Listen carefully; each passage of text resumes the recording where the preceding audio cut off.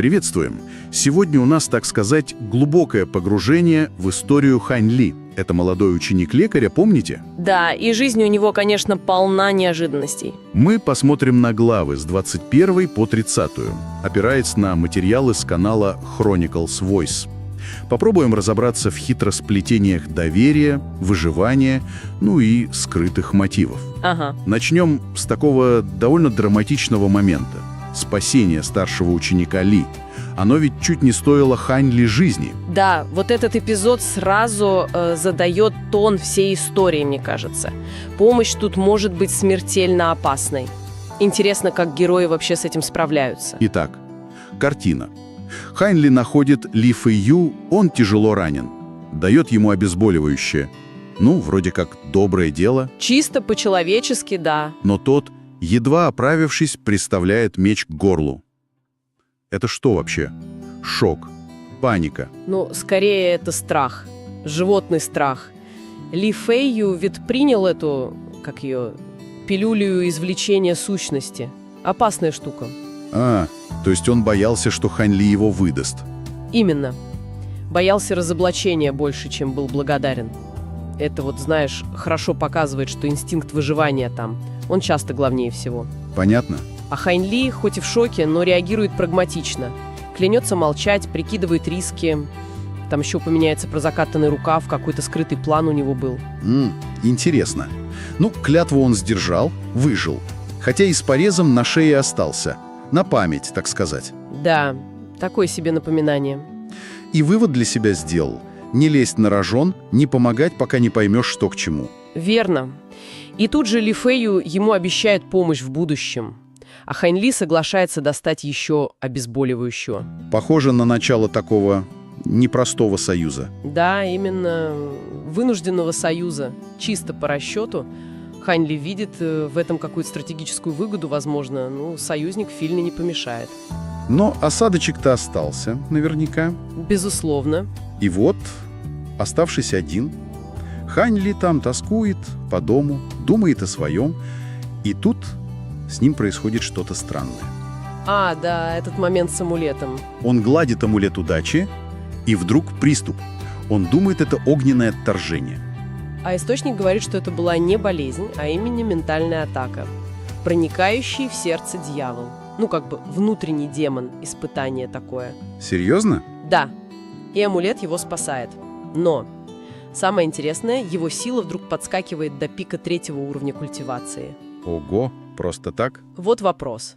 Случайность? Или амулет — это что-то большее? И этот скачок сил заставляет его вспомнить про ту самую бутылку.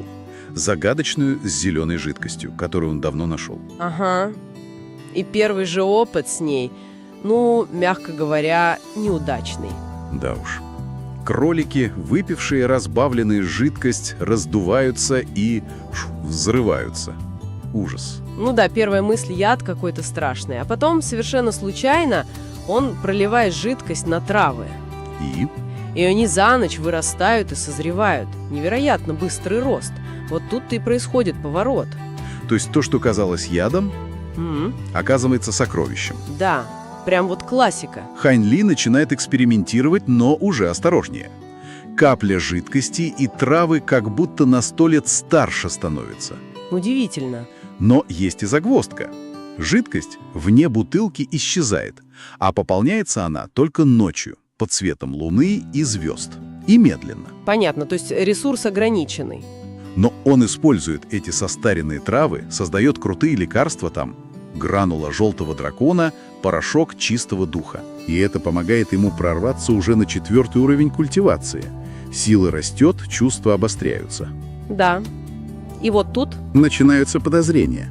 Он все больше думает, что с его наставником, доктором Мо, что-то не так. Ага, вспоминает его странные взгляды, вот это все. Чувствует себя пешкой в чьей-то игре. И решает про бутылку никому не говорить. Мудрое решение, как думаешь? Я думаю, очень мудрое.